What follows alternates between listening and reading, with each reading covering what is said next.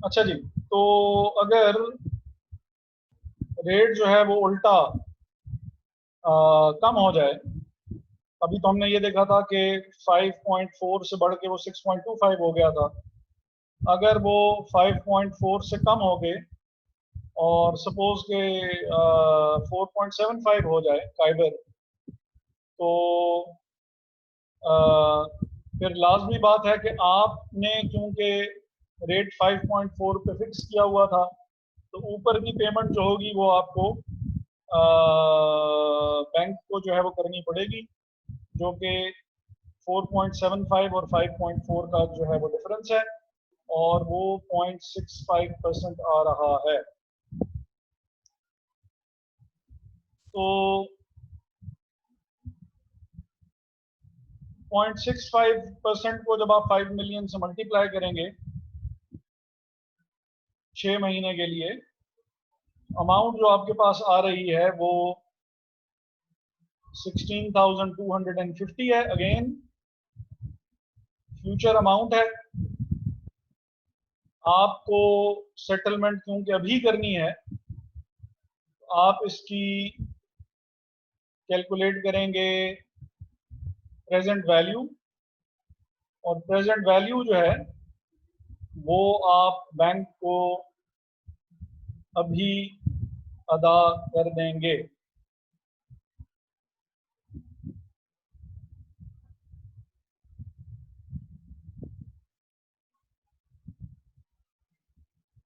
फिर जो है वो हमारे पास ये नेक्स्ट एग्जांपल। सर एक चीज पूछनी थी सर। जी जी। सर एक क्वेश्चन, ये ऊपर जो हम क्वेश्चन कर रहे हैं सर, इसमें जो हम इंटरेस्ट की सेटलमेंट कर रहे हैं वो काइबर रेट के हिसाब से क्यों कर रहे हैं?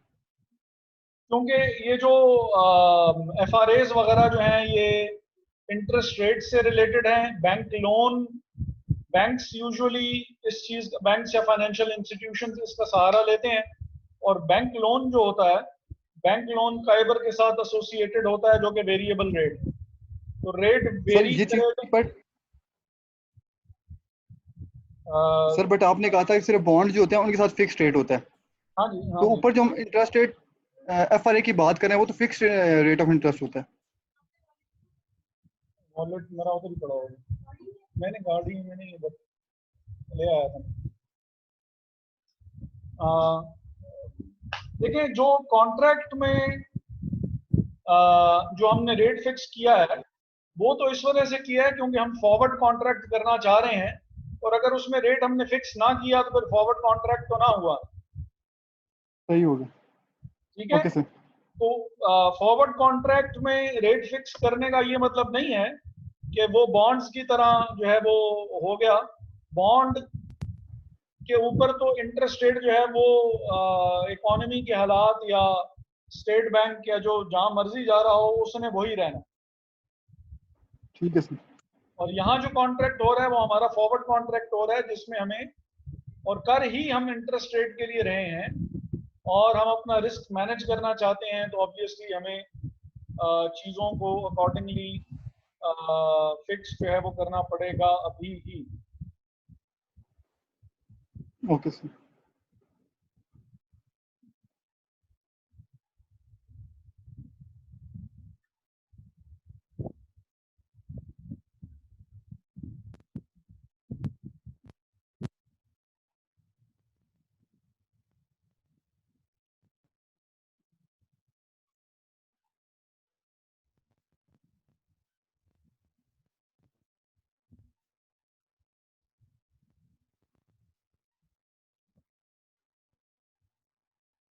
अच्छा जी, company has a forecast,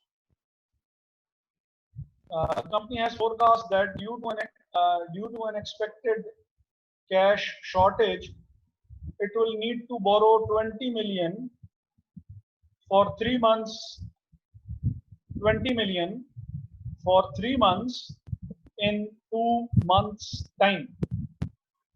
It will need to borrow 20 million for 3 months in 2 months' time. 2 महीने के बाद 3 महीने के लिए कर्जा चाहिए होगा। तो फरहान बताएंगे और नवीद बताएंगे कि कौन सा वाला जो FRA है वो हमारा रेलिवेंट है 2 वर्सेस 3 वाला, 2 वर्सेस 5 वाला, 3 वर्सेस 5 वाला। नवीद, पहले मैं देख लूं नवीद है भी कि नहीं।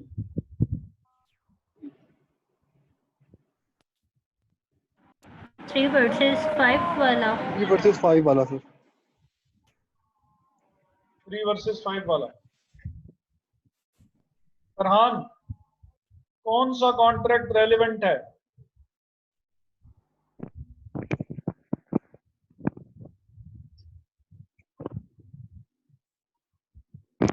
सर यही 3 वर्सेस 5 वाला।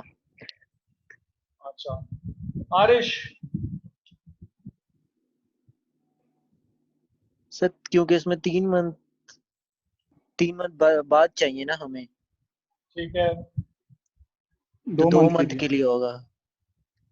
तो at the end of March से at the end of May तक। आरिश खामोश हैं आप?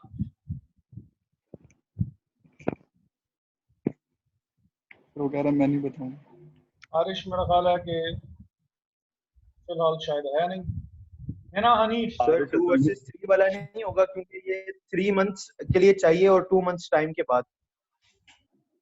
है ना हनीफ?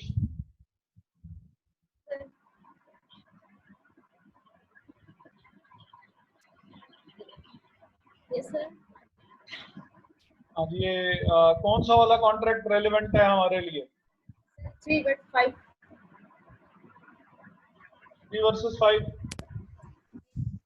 सर अगर बैंक के पॉइंट ऑफ व्यू से देखें तो 3 वर्सेस 5 वाला, क्योंकि उस पे इंटरेस्ट रेट ज्यादा है और 3.6 वो दे रहा है। और अगर हम मतलब मंथ के हिसाब से देखें तो 2 वर्सेस 5 वाला लग रहा है रेलिवेंट।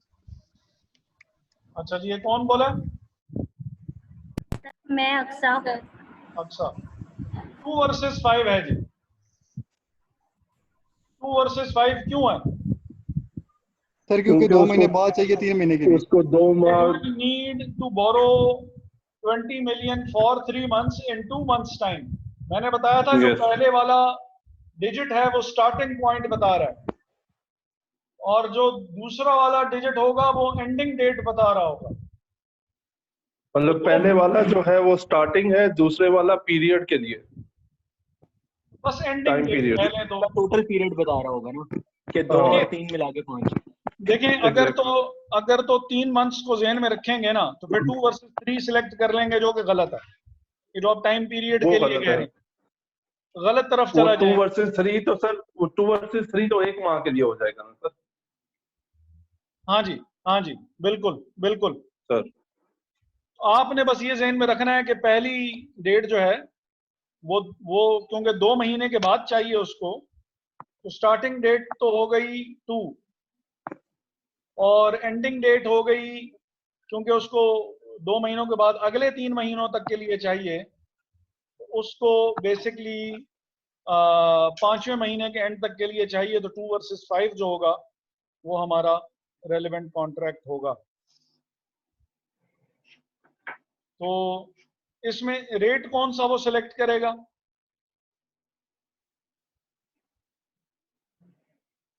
रेट ऑब्वियसली वो सिलेक्ट करेगा जिस पे वो आपसे ज्यादा इंटरेस्ट रेट वसूल कर सके। 3.67, क्योंकि इस रेट पे वो आपसे ज्यादा इंटरेस्ट जो है वो चार्ज कर सकता है, तो ये 3.67 हो जाएगा। और इसके बाद if the company can borrow at LIBOR plus 50 basis points, what will be its effective rate of borrowing for 3 months if the US LIBOR is 4.5% at the start of the notional interest period for the FRA? LIBOR sir ये notional का meaning बता सकते हैं आपके? वो notional principal की value जो हमारी नहीं होती है। जी सर। हाँ, तो वो बेसिकली वही जब तक लगा उसकी हुआ है। पेमेंट होगी तो उसके बाद से हाँ जी, हाँ जी। सही हो गया।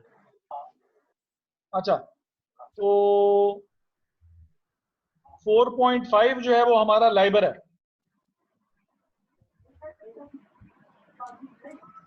4.5 हमारा लाइबर है, और आप बोरो कर सकते हैं, आप बोरो कर सकते हैं 4.5 plus 50 basis points means 0.5, 4.5 plus 0.5 आप बोरो कर सकते हैं। और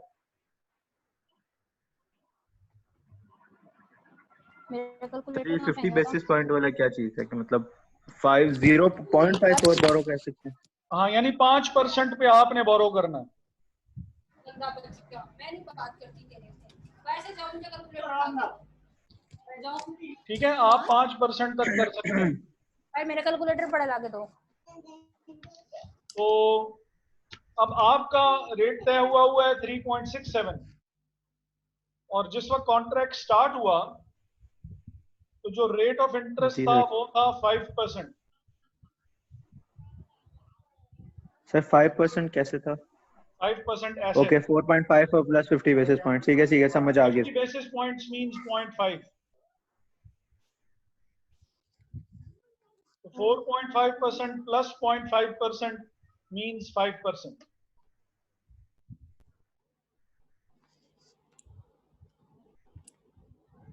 तो अमाउंट अब क्लियर किसको हो पे गया। करनी पड़ेगी? अमाउंट पे करनी पड़ेगी और लेंडर को। ज्यादा है तो लेंडर को पे करने पड़ेंगे, लेंडर को पे करनी पड़ेगी। सेलर ऑफ दी एफआरए को। इसको याद रखिएगा, ये 13 और 15 सेलर और ऑफ दी एफआरए। हाँ, इसको याद रखिएगा। अगर ये चीज आपके जहन में रह जाती है, ये जो मैंने लिखी हुई थी अब वो हाईलाइट नहीं हो रही।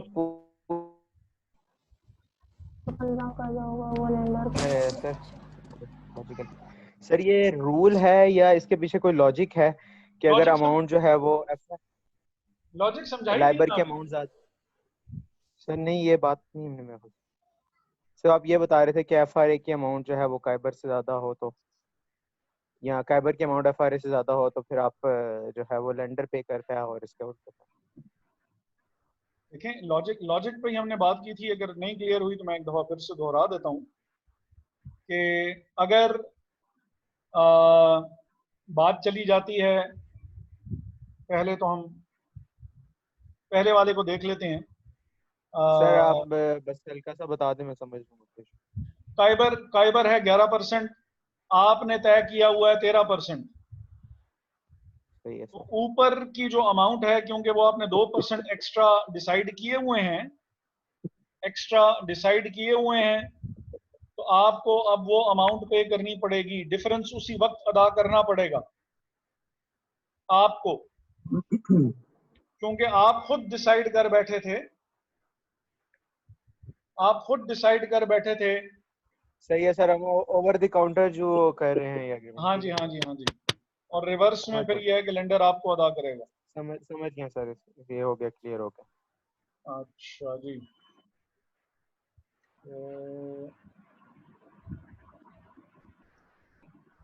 अच्छा, 4.5 बेसिकली लाइबर चल रहा था। 3.67 उसने हमसे चार्ज किया था। ये डिसाइड हुआ था हमारा कॉन्ट्रैक्ट 2 वर्सेस 5 वाला, जिसका रेट ऑफ इंटरेस्ट जो है वो 3.67 है। अब क्योंकि 4.5 लाइबर चल रहा है, तो लाइबर क्योंकि ज्यादा है तो बैंक को ये अमाउंट पे करनी पड़ेगी।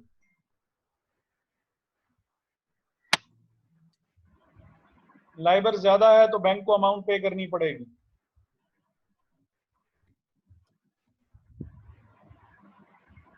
और अमाउंट कितनी वो पे करनी पड़ेगी? 0.83 मल्टीप्लाइड बाय जितना उधार उसको चाहिए, जो कि 2 मिलियन था, 20 मिलियन सॉरी। तो 20 मिलियन का 0.83%, 3 महीने का, तो 20 multiplied by 0.83 multiplied by 3 divided by 12। Sir ये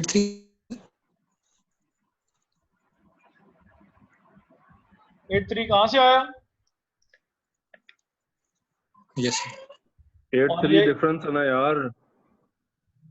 3.67 कॉन्ट्रैक्ट में डिसाइड हुआ 3.67 कॉन्ट्रैक्ट में डिसाइड हुआ और लाइबर बढ़ के 4.5 हो गया। जिस वक्त कॉन्ट्रैक्ट की एग्जीक्यूशन डेट आई, लाइबर बढ़ के 4.5 हो चुका था। तो जो दोनों का जो डिफरेंस है, ये बैंक को अब अदा करना पड़ेगा। सर एक छोटा सा क्वेश्चन पूछना चाहता हूँ, अगर 4.5 और 3.767 का ही डिफरेंस लेना है तो यहाँ 5 की अमाउंट हम क्यों लिख रहे हैं? 5% फिर क्यों लिख रहे हैं? नहीं समझ में आई, सॉरी यार। Sir 4.50 less 3.67 is equal to 0.83% हो गया। हाँ तो हम ये नीचे 3 मंथ बोरोइंग रेट में 4.50 बेसिस पॉइंट क्यों लिख रहे हैं फिर? ये 4.5 में 50 ऐड क्यों कर रहे हैं? यस सर, ये आगे 5% क्यों लिख रहे हैं फिर टोटल हम? ये देखें ना, if the company can borrow at LIBOR plus 50 basis points, LIBOR तो वो है। ओके उसने फिर वो इफेक्टिव रेट पूछा हुआ उसका। नहीं इफेक्टिव बोरोइंग रेट है वो। ना इफेक्टिव बोरोइंग रेट तो अलग बात हो गई ना। उसने वो कहा तो है कि अलग हो अगर गई। ये सिचुएशन हो तो इफेक्टिव बोरोइंग रेट क्या होगा फिर? यार वो हाँ। इफेक्टिव बोरोइंग रेट पे तो पहले आते हैं। पहले तो मैं ये क्लियर करूं कि 50 बेसिस पॉइंट्स ऐड क्यों हो रहे हैं। हाँ ये भी good question brought up by sir himself. देखें, जो लाइबर है ना, लाइबर तो वो है जो कि बैंक को पड़ रहा। बैंक को खुद जो कॉस्ट पड़ रही है, बैंक को अपनी कॉस्ट 4.5% पड़ रही है। बैंक अगर सीधा सीधा आपको भी 4.5% पे ही इंटरेस्ट पे उधार दे दे तो बैंक को क्या फायदा हुआ? बैंक खुद जो उधार उठा रहा है वो 4.5 पे उठा रहा है। उसी 4.5 पे वो आपको भी उधार दे दे तो बैंक को तो कोई फायदा नहीं होगा। तो बैंक आपको जब भी ऑफर करेगा रेट ऑफ इंटरेस्ट, वो 4.5 लाइबर प्लस ऑफर करेगा। पिछले लेक्चर्स मेरे उठा के देख लीजिएगा, उसमें भी मैंने यही बात की है। रेट जो आपको ऑफर किया जाएगा वो काइबर प्लस होता है। अब ये प्लस में क्या चीजें आती हैं? प्लस में आपकी क्रेडिट रेटिंग आएगी, बैंक का प्रॉफिट आएगा, मैच्योरिटी तो आएगी, ये जो डिफॉल्ट आएगा। ये सारी चीजें हैं जो कि उस प्लस के अंदर वो शामिल करेगा। तो कंपनी की जो रेटिंग के हिसाब से कंपनी को जो कर्जा मिलेगा वो लाइबर प्लस 50 बेसिस पॉइंट्स हैं। दीज 50 बेसिस पॉइंट्स, या ये जो आधा % है, इस आधे % में वो डिफॉल्ट रिस्क प्रीमियम और वो मैच्योरिटी रिस्क प्रीमियम और वो सारी चीजें ऐड कर रहे हैं। मतलब ये जो 50 है ये कोई बेंचमार्क नहीं है, ये फ्लक्चुएट हो सकता है। बिल्कुल बिल्कुल एग्जैक्टली। कंपनी की अपनी कंडीशन, कंपनी के जितने टाइम ड्यूरेशन के लिए वो कर्जा ले रही है, उस ड्यूरेशन के हिसाब से हम डिसाइड करेंगे कि ये कितना हो। सही। अवैस? यस सर, क्लियर हो गया सर मुझे। अच्छा, तो इस वजह से हमने ये 50 बेसिस पॉइंट्स ऐड किए। और जो सेटलमेंट है 83 की, वो तो बैंक हमें देगा। 4.5 पे कर्जा मिल रहा है बैंक को खुद। 50 बेसिस पॉइंट्स बेसिकली हमारी औकात बीच में ऐड हुई है। Total 5% rate of interest bank हमसे चार्ज करेगा, लेकिन बैंक हमें क्योंकि 0.83 पैसे खुद वापस कर रहा है, तो effective rate of interest basically हमें पड़ रहा है 4.17।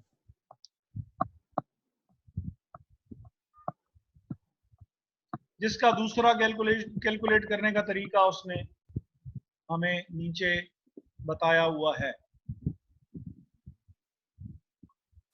क्लियर है?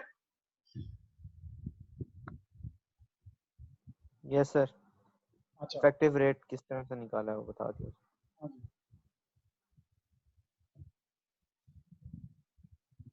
सर एक छोटा सा क्वेश्चन दोबारा से हाँ जरा जी, हाँ जी, पूछें। हाँ जी, हाँ जी, हाँ जी। सर इसमें भी तो इसने इफेक्टिव रेट को इधर वो किया है, आप देख रहे हैं, अगर उसको एडजस्ट किया है, जो बात मैं पहले आपसे कह रहा था हाँ जी, सर, अगर हम एडजस्ट कर उधर, तो इसने भी तो इधर वो चीज़ की है, एडजस्ट करके उसने वो इफेक्टिव बोरोइंग रेट निकाल ली। उसी काइबर में जो है वो जो 0.83 उसने बाद में पे करना था, उसने उसी को अभी ही लेस कर दिया। देखें, जो मैं कह रहा हूँ कि ये एडजस्टमेंट सारी आ, ये जो एडजस्टमेंट हुई है ये पहले नहीं हो सकती। जो मेरा उस वक्त भी व्यू पॉइंट था वो ये था कि हमें क्या पता कि एडजस्टमेंट 0.83% की ही होगी जब एग्जीक्यूशन डेट आएगी। पॉइंट मेरा समझ रहे हो? सर पर इसने, यस सर, वो मुझे आपकी बात क्लियर है सर, अब लेकिन ये इसने जो भी तो किया है ना। ये जो एडजस्टमेंट हो रही है ये डेट ऑफ सेटलमेंट पे हो रही है, डेट ऑफ ओके, एग्जीक्यूशन जब पे वो, हो रही है। सर मैं भी यही उस टाइम बात कर रहा था कि अगर डेट ऑफ एग्जीक्यूशन पे हम इस तरह की सेटलमेंट कर लें, तो आपने उस टाइम कहा था कि हम पहले से एग्रीमेंट के अंदर ये चीजें नहीं लिख सकते। हाँ ना, देखो जिस वक्त तुम कॉन्ट्रैक्ट कर रहे हो, अगर मैं सवाल आपका उस वक्त सही नहीं समझा था तो मैं एक बार फिर से अपनी वही वाली बात दोहरा देता हूं कि नासिर 2 महीने गाड़ी पहले स्टार्ट कर। मींस आज